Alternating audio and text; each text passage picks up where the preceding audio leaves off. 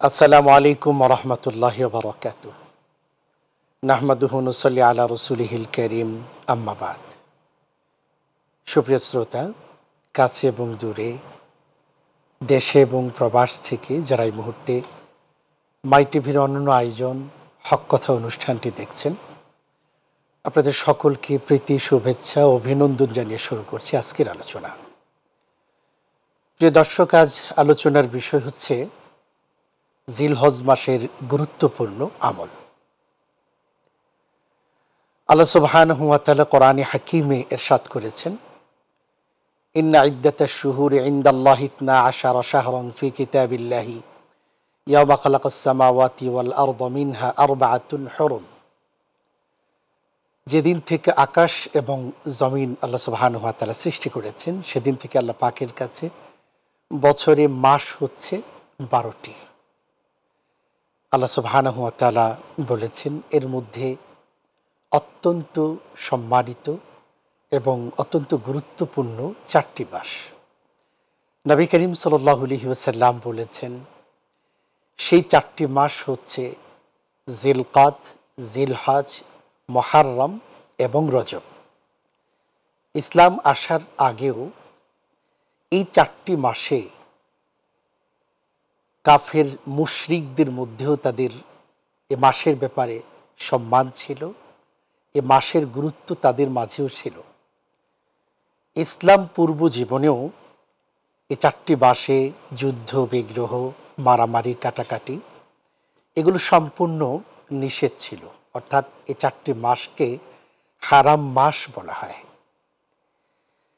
এই 4টি মাসের মধ্যে অত্যন্ত গুরুত্বপূর্ণ যে মাসটি, সে মাস হচ্ছে জিলহজ।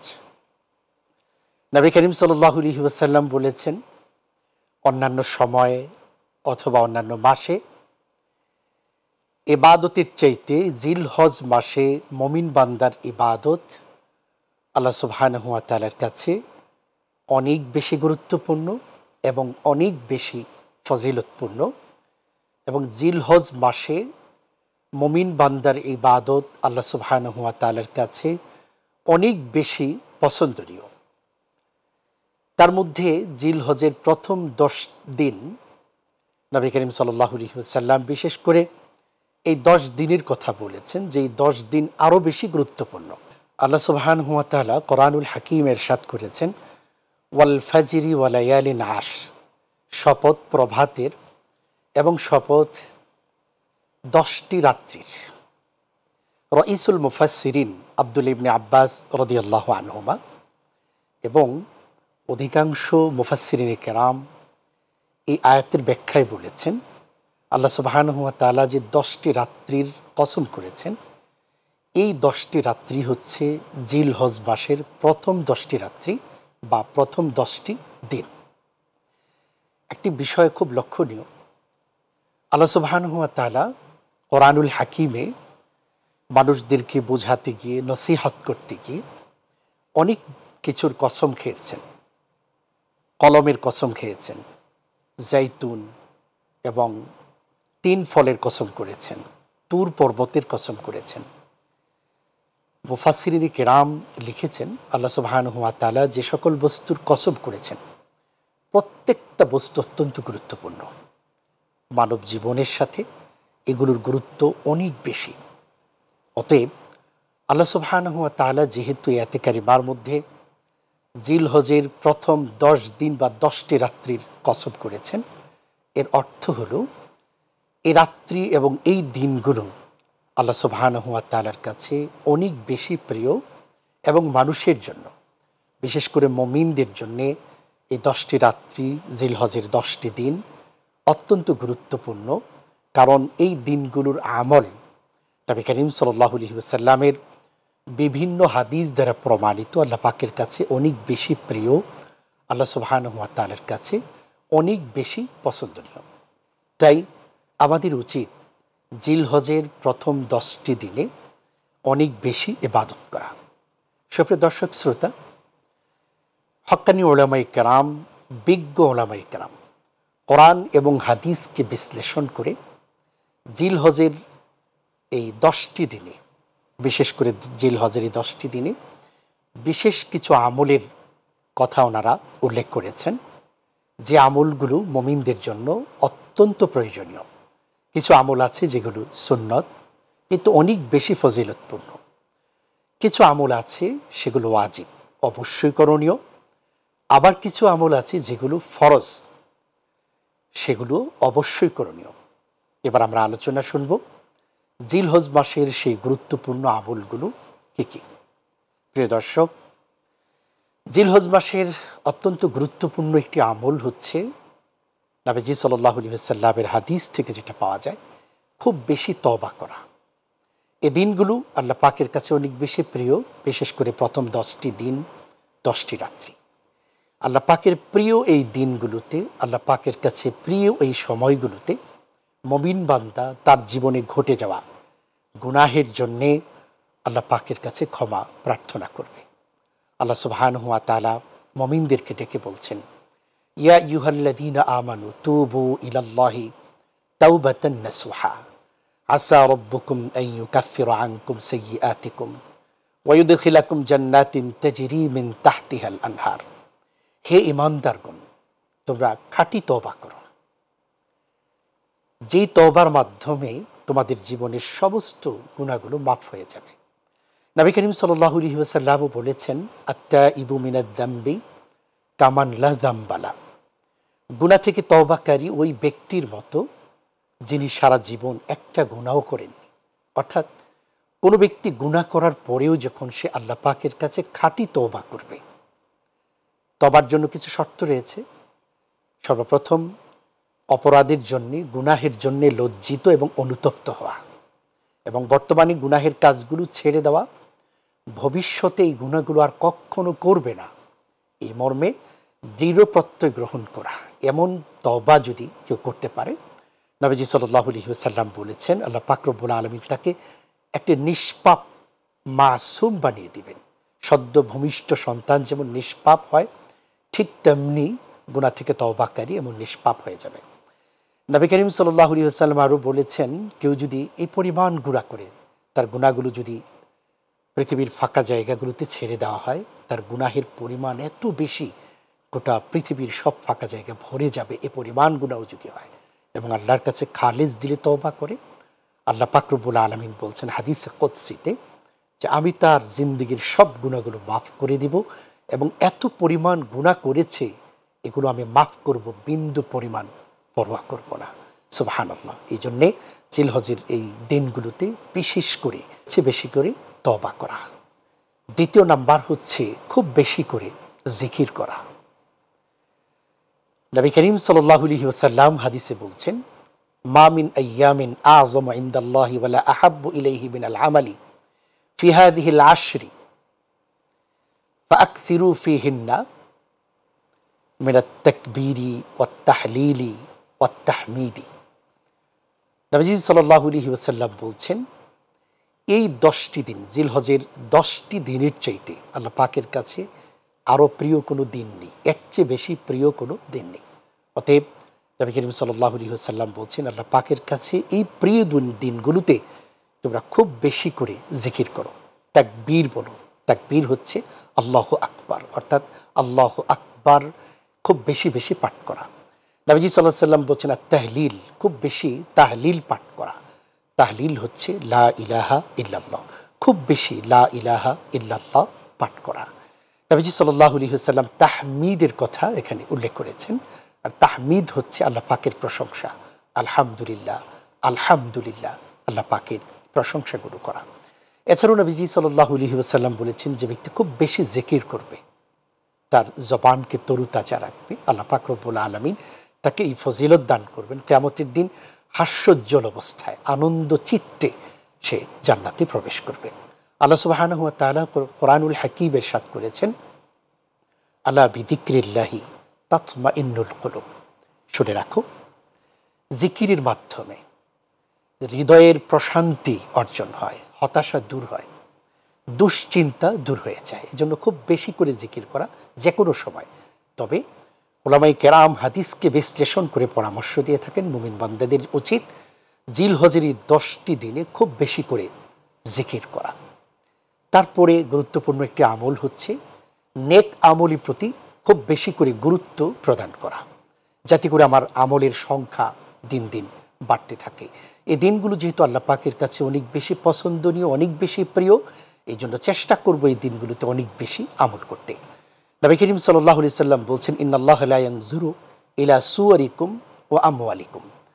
আল্লাহ সুবহানাহু ওয়া তাআলা তোমাদের চেহারা, কার চেহারা সুন্দর অথবা অসুন্দর এবং কার কি পরিমাণ সম্পদ আছে, এটা আল্লাহ পাক দেখেন না, এটা আল্লাহ দেখবেন না।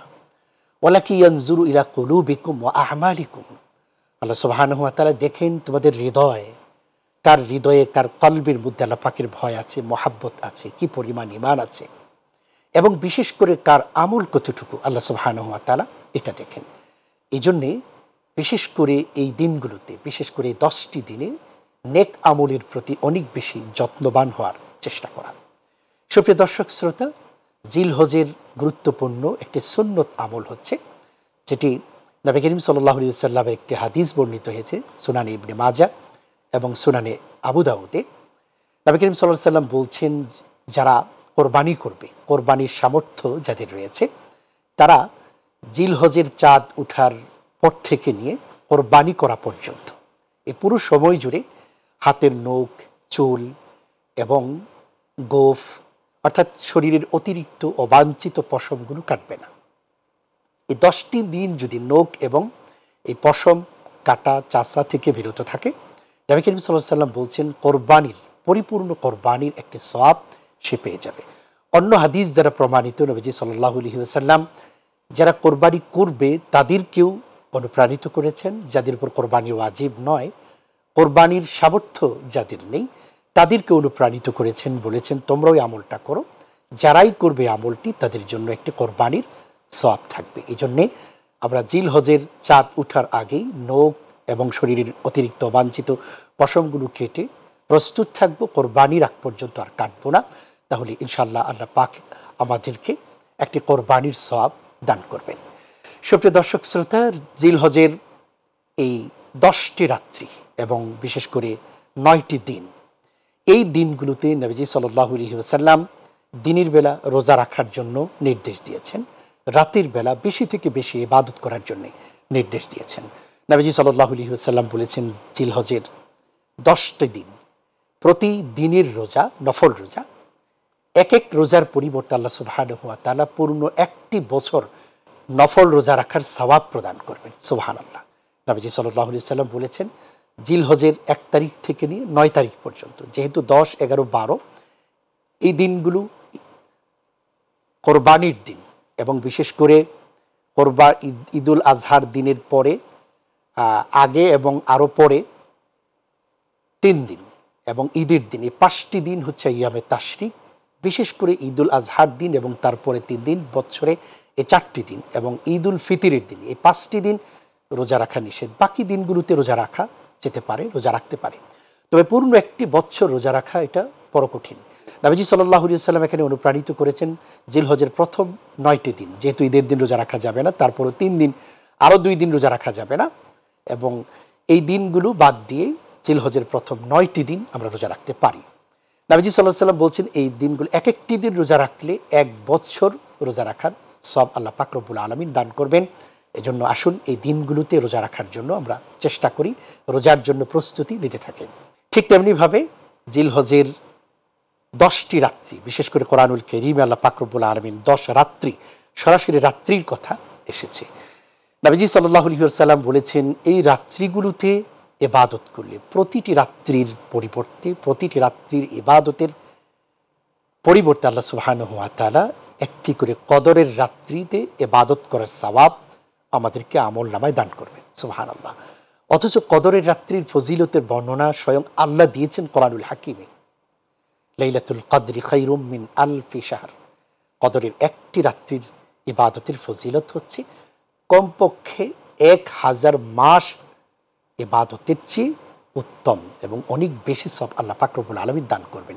বছর দিয়ে যদি গণনা করা হয় 83 বছর 4 মাস হয়ে যায়। তাহলে জিলহজের এই 10টি রাত্রি, এক একটি রাত্রি আমি যদি ইবাদত করি, নামাজ পড়ি, তেলাওয়াত করি, জিকির করি, তাওবা করি, নবীজি সাল্লাল্লাহু আলাইহি ওয়াসাল্লামের উপরে দরুদ পড়ি, এবং আল্লাহ পাকের কাছে কান্নাকাটি করি, দোয়ায় মশগুল থাকি, এভাবে এক একটি রাত্রি আমি যদি ইবাদতে পার করতে পারি, নবীজি সাল্লাল্লাহু আলাইহি ওয়াসাল্লাম বলেছেন কদরের রাত্রি সমান সওয়াব আল্লাহ পাক রব্বুল আলামিন আমাদেরকে দান করবেন। সুবহানাল্লাহ। এই জন্যে মুমিনদের উচিত প্রতিটি রাত্রি দিনের বেলা রোজা রাখা, রাত্রিগুলোতে ইবাদতে কাটাবার জন্য চেষ্টা করা। সুপ্রিয় দর্শক শ্রোতা, জিলহজের আরেকটি গুরুত্বপূর্ণ আমল হচ্ছে বিশেষ করে আরাফার দিনে 9টি দিন রোজা রাখা এর মধ্যে চলে গেছে, তারপরেও নবীজি সাল্লাল্লাহু আলাইহি ওয়াসাল্লাম আরাফার দিনে বিশেষভাবে রোজা রাখার জন্য নির্দেশ দিয়েছেন। নবীজি বলছেন সাওমু ইয়াউমি আরাফা আহতাসিবু আলাল্লাহি আন ইউকাফিরা আস-সানাতা আল্লাতী ক্বাবলা ওয়াস-সানাতা আল্লাতী বা'দা।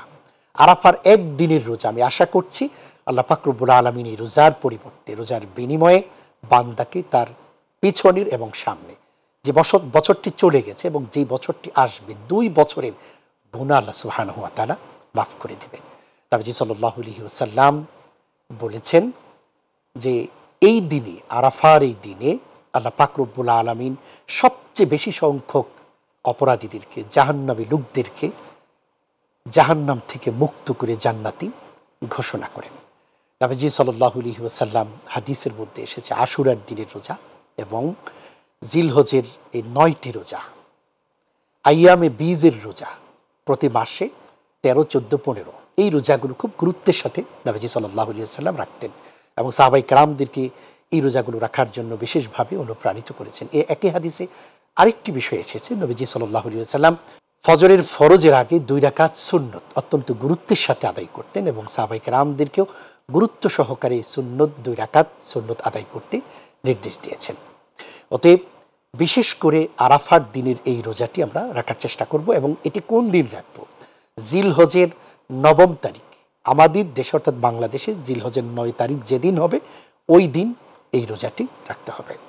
সুপ্রিয় দর্শক শ্রোতা, জিলহজের আরেকটি গুরুত্বপূর্ণ আমল হচ্ছে 9 জিলহজ থেকে 13 জিলহজ পর্যন্ত, 9 জিলহজ ফজর থেকে নিয়ে 13 জিলহজ আসর পর্যন্ত এই 5টি দিনকে বলা হয় আইয়ামে তাশরিক। এই দিনগুলোতে তাকবীরে তাশরিক পাঠ করা প্রাপ্তবয়স্ক নারী পুরুষ সকলের উপর এটা ওয়াজিব।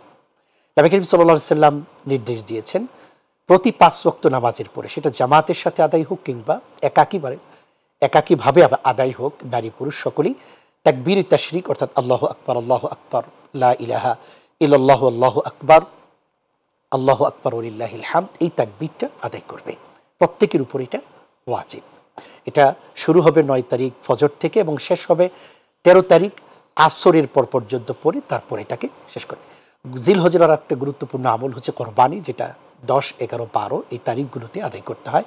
জিলহজের আরেকটি ফরজ আমল, এটা সবার উপর নয়, আল্লাহ পাক রব্বুল আলামিন যাদেরকে অর্থ দিয়েছেন, সম্পদ দিয়েছেন, যার পক্ষে বাইতুল্লাহ পর্যন্ত গমন করে হজ পালন করা সম্ভব, আল্লাহ পাক রব্বুল আলামিন ওই সকল বান্দাদের উপরে জীবনে একবার বাইতুল্লাহর জিয়ারত করা, হজ পালন করাকে ফরজ করেছেন।